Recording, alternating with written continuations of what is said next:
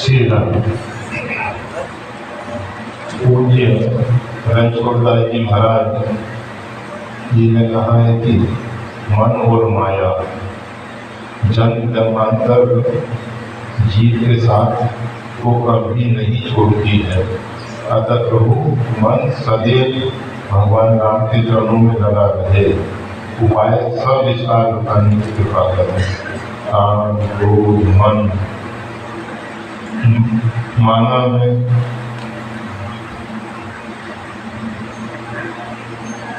मन माना कोह, लोभ, न द्रोह, न राग, न द्वेष, इनके हृदय बसो घबराया।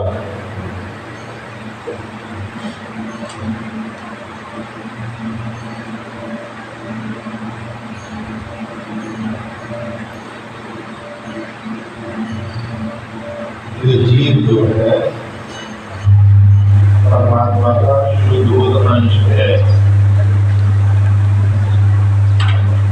आत्मा और जीवात्मा दो शब्द उपयोग होते हैं।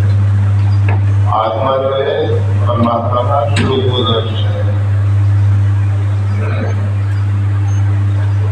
और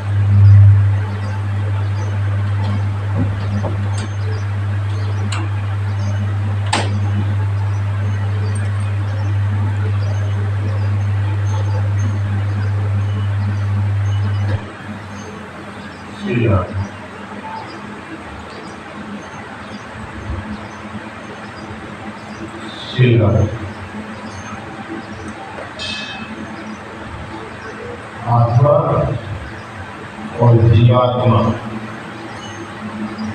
इसमें अंतर क्या है? आत्मा अर्थात शुद्ध बोध अंश मेरे बात को एक दो के एक का सनातन, ये परमात्मा का सनातन अंश है जिसको रामदेव मानस में कहते हैं ईश्वर अंश, जीव अविनाशी, चेतन अमर, सहस्र राशि। परंतु ये जीवात्मा जो है इसमें 5 प्रकार के जीव रह जाते हैं। आत्मा और जीवात्मा, जीवात्मा में 5 प्रकार है। त्रिविध जीव जब वेद बखाने 3 प्रकार के जीव जो है इस पृथ्वी पर दिखाई देते हैं। कुल 5 प्रकार के माया तीसरा आप बहुत रहिए सो जीव, जो अपने स्वरूप को नहीं जानता है, जो परमात्मा के स्वरूप को नहीं जानता है। परमात्मा और जीवात्मा के बीच में जो पर्दा है उसके विषय में भी अनुभूति है। ऐसा जो बद्ध जीव कर रहा है सत्संग के द्वारा, सत्ग्रंथों के स्वाध्याय के द्वारा, जब उसके अंदर मुमुक्षा पैदा होती है अर्थात कर्म के बंधन से मुक्त होने की भावना, जब उसके अंदर ये भावना पैदा होती है कि हम कर्म के बंधन से कैसे मुक्त हो सकते हैं। कर्म का बंधन जो भी हम कर रहे हैं वर्तमान में वो संगीत में जाके इकट्ठा हो रहा है, उससे प्रारब्ध बनता है और उसे फिर बारम्बार भिन्न प्रकार के शरीर धारण करने के लिए मजबूर होते हैं। ये जब सत्संग के द्वारा, महापुरुषों के संग के द्वारा अथवा स्वाध्याय के द्वारा ऊर्जा पैदा हो जाए और वो साधना में प्रवृत्त हो जाए तो कैसे जीव को मुमुक्षु कहते हैं, और जो साधन करके मुक्त हो जाता है उसको सिद्ध कहते हैं। इस प्रकार से 3 प्रकार के जीव कहे गए हैं। इसी 3 प्रकार के जीव को समझाने के लिए रामकृष्ण परमहंस कहा करते थे। एक मछली पकड़ने वाले ने जाल डाला, उसमें 3 प्रकार की मछलियां निकलने आई। एक मछली वो है जो जाल में फंस तो गई परंतु उसे निकलने की चेष्टा नहीं कर रही है, बस उसमें शांत पड़ी हुई है। उसको ये नहीं मालूम है कि अब कुछ ही समय के उपरांत काल उसके ऊपर प्रहार करेगा और उसकी जीवन या पूर्ण हो जाएगी। वो मध्य जीव जैसी है। हम सब संसार के जंजाल में फंसे हुए हैं। हम ये भूल जाते हैं अंततोगत्वा एक न एक दिन ये संसार के सब मोह ममता इत्यादि का त्याग करके हमको जाना ही पड़ेगा। ऐसा कोई नहीं है कि जन्म लेने के बाद अमर हो गया हो, शरीर से अमर हो गया हो। शरीर से कोई अमर नहीं होता है। माता जी ने श्री हनुमान जी को वरदान दिया, अगर अमर उन्नति शुद्ध हो, तो इस प्रकार से वो जो नित्य कोटि के जीव हैं, 5 प्रकार के जीवों में नित्य कोटि के जीव, जैसे हमें मान को जीव लोग के जीव भूता सनातन, ये परमात्मा के अंश, यशांशो रातो ब्रह्मा विष्णु महेश्वरा, ये भी जीव कोटि में ब्रह्मा विष्णु महेश नारद सनकादि ये सब नित्य कोटि के जीव हैं। और जो केवल परम पद पाने वाले जीव हैं, अहम ब्रह्मास्मि, वो भी इसी प्रकार के जीव हैं। तो 5 प्रकार के जीव हैं। उसमें से साधक वह है जो इस जंजाल में से निकलने की कोशिश कर रहा है, और कुछ ऐसे हैं कि जाल को काट के बाहर निकल जाते हैं। जब ये जीव मानव शरीर पाता है तो मानव शरीर में एक शरीर को छोड़ के जब दूसरे शरीर की प्राप्ति करता है तो उसके साथ मन, बुद्धि, अहंकार और सूक्ष्म तन्मात्राएं ये जाती हैं, जिसको विनष्टता कहा जाता है। तो जो श्री रणछोड़दास जी महाराज ने कहा, मन और माया जन्म जन्मांतर में जीव के साथ कभी नहीं होती है। इसका अर्थ यही है कि जीवात्मा तो शुद्ध है, जैसे वायु शुद्ध है, अग्नि के ऊपर से आ रही है तो उसमें गर्मी दिखाई देती है, गर्म पवन दिखाई देती है।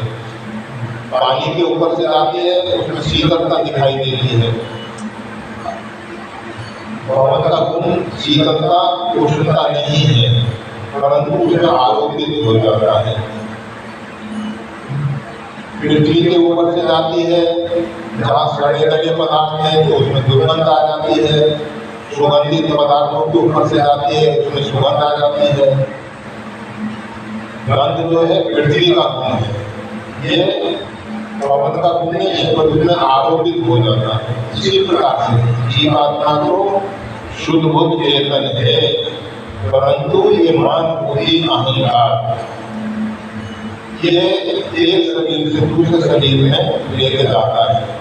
हम अभी जो वर्तमान कार्य कर रहे हैं वो हमारे इस प्रकार के कार्य होते हैं। मन में कोई संकल्प विकल्प उठा, हम सोचते हैं, विचार करते हैं, बुद्धि निर्णय देती है, बुद्धि के निर्णय को आके उसको हम क्रियान्वित कर देते हैं और वो क्रियान्वित जब हो जाता है तो अहंकार कहता है कि मैंने किया, और उस अहंकार के कारण ये कर्म बन जाता है, वो संचित कर्म कहलाता है।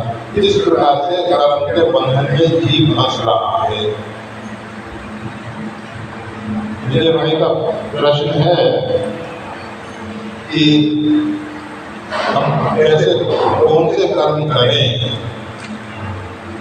जिससे हमारे मन में, हमारे बुद्धि में, और जब हम एक शरीर को छोड़ के दूसरे शरीर धारण करें तो रघुनाथ जी की भक्ति बार बार मांगे हर्षदेव से बारंबार भगवान से प्रार्थना करनी चाहिए कि प्रभु आप ऐसी कृपा करना करें कि हमारा मन सदा सत्संग में लगा रहे।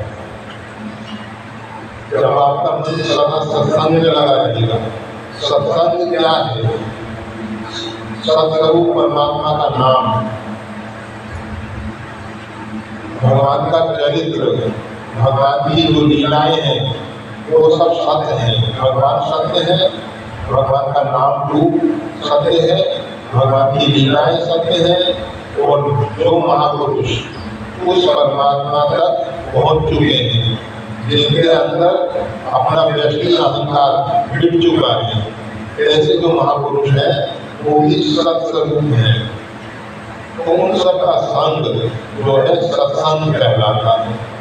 तो जब बारंबार हम सत्संग में जाएंगे, बारंबार सत्संग करेंगे, अर्थात भगवान की लीलाओं का गान करेंगे, भगवान का चरित्र का श्रवण करेंगे, भगवान का नाम सुमरन करेंगे, भगवान के रूप आखिरी का ध्यान करेंगे, इस प्रकार से निरंतर अभ्यास करना होगा। ऐसा नहीं कि 2-4 दिन किया, 2-4 महीने किया, 2-4 वर्ष किया। अनेक जन्म संसिद्धि, अनेक जन्म जन्मांतर तक जन्म निरंतर कराएंगे। एक जन्म में नहीं होने वाला है, लगे रहना है। और ऐसा भी नहीं मानना है कि ये बहुत लंबे समय के बाद लाभ मिलेगा। हो सकता है ध्रुव जैसे साधना के केवल 6 महीने बाकी रहे और ध्रुव के रूप में 6 महीने की साधना से उनको परमात्मा का साक्षात्कार हो गया, परंतु उसने पूर्व जन्मों में बहुत साधना की। तो हम सबको भगवान के नाम रूप लीला और धाम में निवास करने का अवसर है, तो भगवान के धाम में निवास करें।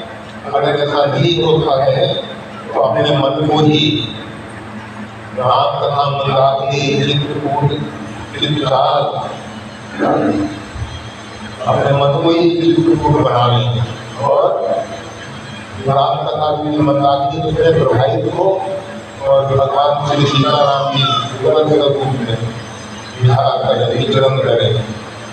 तो इस प्रकार से करते रहने से ये कामना जो है, पवित्र भाव जो है पूरा हो सकता है।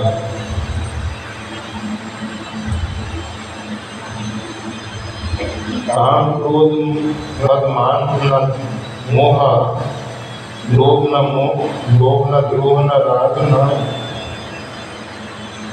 द्वेषा, इनके हृदय बसो रख रहा है। ये जो कामादि विकार है, ये उन साधन से नहीं हुई। नारी नयन सत गाय का लागा, सुग्रीव ने भगवान श्री राम से कहा, नारी नयन सत गाय न लागा,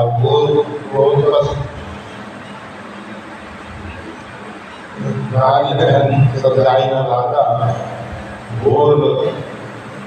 क्रोध से जिसने विजयशाली हो, जिसका गला लोभ नहीं बंधा हो, ये तुम साधन से नहीं, तुम्हारी कृपा प्राप्त हुई। ये जो कामादि विकार है, काम क्रोध लोभ मोह मत्सर इत्यादि जो विकार है, ये अपने साधन से दूर होने वाले नहीं है। परंतु चुपचाप बैठ जाने से भी दूर नहीं होने वाले हैं। इनको दूर करने के लिए प्रयास पूरा करना चाहिए। हम हमेशा कहा करते हैं जैसे कोई कीट गड्ढे में पड़ा हुआ है, उसमें से निकलने के लिए वो चेष्टा कर रहा है, वो अपने मन से बाहर नहीं आ पा रहा है।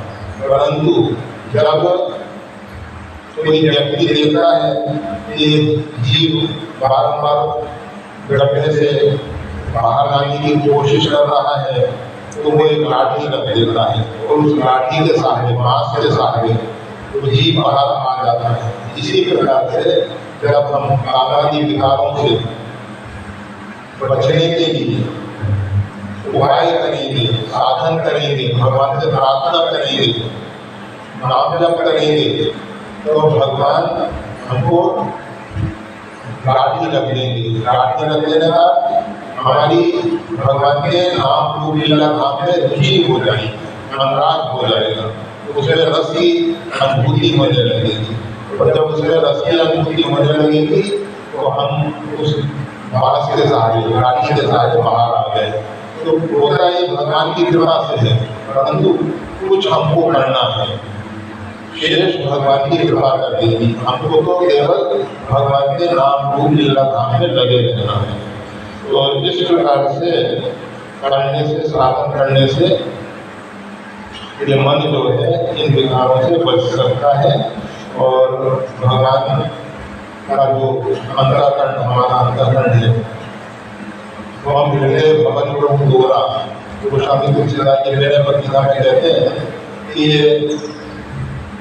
मेरा जो मन है यही आपका निवास स्थान है, आई बसे वो दोरा, उसमें ये कामादि विकार आके बस गए हैं। प्रभु आप अपने भवन को संभाल लीजिए, नहीं तो आपका अपयश होगा।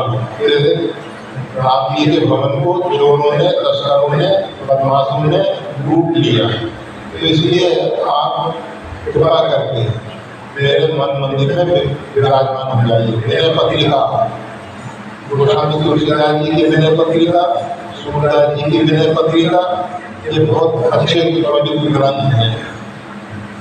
इन विनय पत्रिका के माध्यम से हम अपने मन को परमात्मा के साथ जोड़ सकते हैं।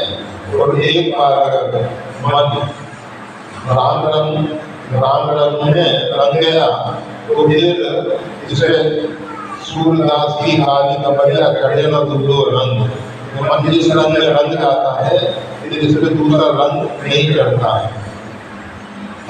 फिर इस प्रकार ये सब साधन है, करे जा सकते हैं।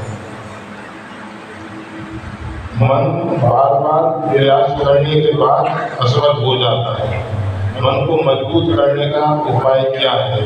मन सदैव उस परमात्मा के चिंतन में लगा रहता है। बस बारंबार अभ्यास बोलते वैराग्य पूर्वक अभ्यास किया जाए। संसार के भोगों के विषय में हमको समझ लेना चाहिए। 84 लाख शरीरों में हमने जो संसार के भोग भोगे उनसे अभी तक तृप्ति नहीं हो सकी है और कितना ही हम भोग भोगते रहे। गोस्वामी तुलसीदास जी कहते हैं कि ये जो भोगों को भोगना अर्थात अग्नि को तृप्त करने के लिए घी की आहुति देना, घी की आहुति देने से अग्नि और प्रदीप्त होती है और तेज बढ़ती है। इसी प्रकार से भोगों की पूर्ति करने से हमारे भोग भोगने की इच्छा बढ़ती जाती है, बलवती होती जाती है। इसलिए केवल जो आवश्यकताएं हैं शरीर के लिए और मन बुद्धि के लिए, जो आवश्यकताएं हैं उनकी पूर्ति करें। भोगों को विलासिता के रूप न दें। नेत्र से मंदिर का दर्शन करें, ठाकुर जी के श्री मंदिर का दर्शन करें, भगवान के प्रेमी भक्तों का संग करें। नेत्रों का यही लाभ है। इसी प्रकार से श्रवण के द्वारा भगवान की लीलाओं का श्रवण करें, भगवान के सुमधुर संगीत के द्वारा भगवान के भजन इत्यादि का श्रवण करें और भगवान के मंदिर मठ आपकी परिक्रमा करके पैरों के द्वारा और अपने शरीर से भगवान के संतों की, महापुरुषों की और परिवार में गुरुजनों की, बड़े लोगों की सेवा करें। तो इस प्रकार से निरंतर अभ्यास करते रहने से मन मजबूत होता है और भगवान में लगा रहता है। करना हमको पड़ेगा। केवल बहुत सुनने से बहुत लाभ नहीं है। केवल अध्ययन करने से अहंकार मजबूत हो जाता है कि हमने इतने ग्रंथों का अध्ययन कर रखा है, स्वाध्याय कर रखा है, इतने ग्रंथ हमको कंठस्थ हो गए हैं। अभ्यास की जरूरत है, सतत अभ्यास करें।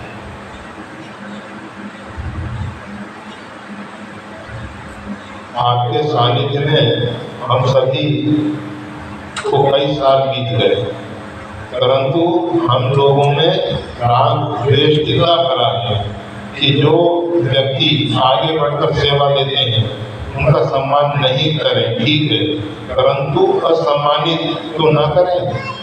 हम सब आपके संकल्पों में जितनी ऊर्जा आपने दी उस हिसाब से लगे हुए हैं, परंतु हम लोग आपस में राग द्वेष न रखें, ऐसी शक्ति हमें आप दे। बड़ी कृपा हो। नन्ना सा सेवक नन्हे जी बात बिल्कुल सही है। बात सार्वजनिक है, उसका हम भी समर्थन करते हैं, सब प्रकार का समर्थन करते हैं।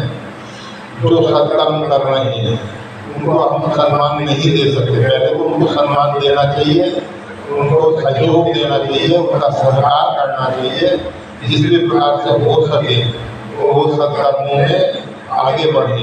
ऐसी हमारी मानसिक दृढ़ता होनी चाहिए और दृढ़ मन से, शरीर से हम उनके साथ रहें। लिखा है कि अगर हम उनको सम्मान नहीं दे सकते तो असम्मान तो ना करें। ये बिल्कुल सही बात है। अगर हम किसी को सम्मान नहीं दे सकते तो उसका अपमान नहीं करना चाहिए। अपमान करने से हम अपने लिए बीज हो रहे हैं।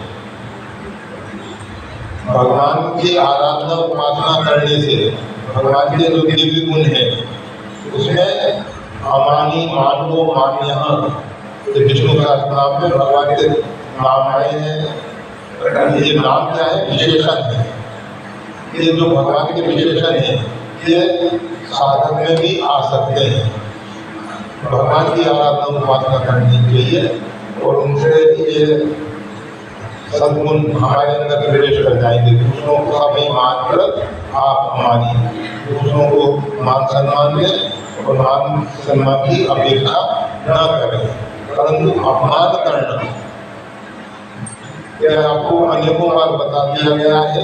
साधु जो है जो सही दुख पर छिद्र द्वारा दूसरों के दोष गुणों को ढकते हैं, ना कि उसको प्रकट करके और उसका मतलब मान सम्मान से नहीं करके अपमान करना ये अच्छी बात नहीं है, अच्छी बात नहीं है। अपने अंदर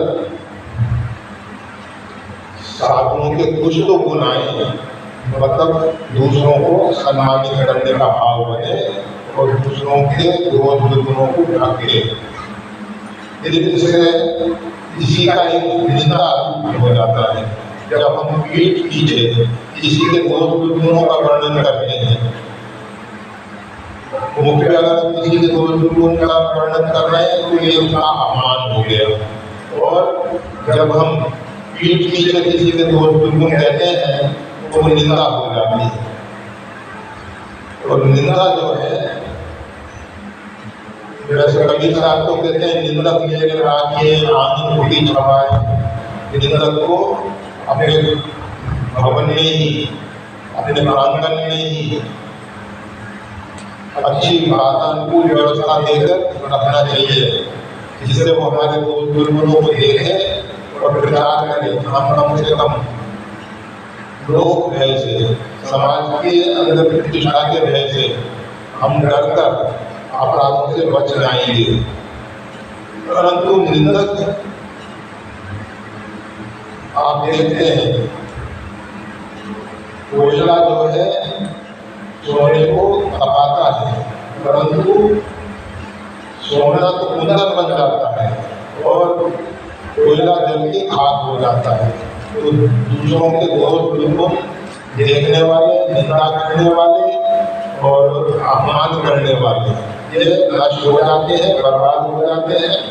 इसलिए कम से कम अपनी बर्बादी से बचें, अपने को नष्ट करने से बचें।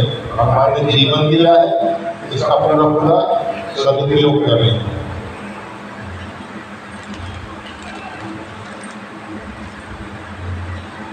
बस परमात्मा ने हमको जो भी संकल्प शक्ति दी है, निसंकल्प होने से वो संकल्प शक्ति बढ़ती है। और जब हम बहुत बार संकल्प करते हैं तो वो शक्ति क्षीण होती है। इसलिए केवल शिव संकल्प करें, पवित्र संकल्प करें, कल्याणकारी संकल्प करें। जब हम कल्याणकारी पवित्र संकल्प करेंगे और जितना कम हो सके उतना संकल्प करेंगे तो संकल्प शक्ति बढ़ जाएगी, दिल पावर बढ़ जाएगी, इच्छा शक्ति बढ़ जाएगी। और जो इच्छा शक्ति प्रबल होती है उसके द्वारा परमात्मा तक पहुँचने में पूरा बल मिलता है। इसलिए अपने संकल्प को शिव संकल्प तक ही सीमित रखें। बिना मतलब के जो संकल्प तक हम कर रहे हैं, जो अनित्य के विषय में हम संकल्प कर रहे हैं, उनसे बचने की कोशिश करें। जय श्री राम। श्री सतगुरुदेव भगवान की जय।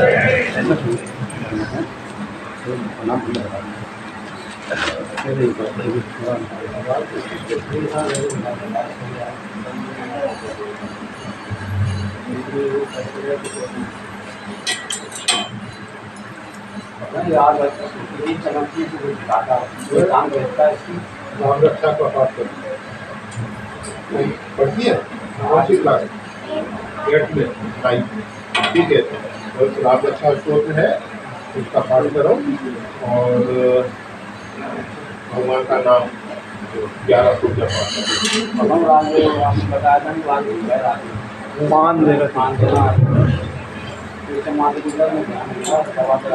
अभी कैसे चल रहा है? श्री राम श्री राम।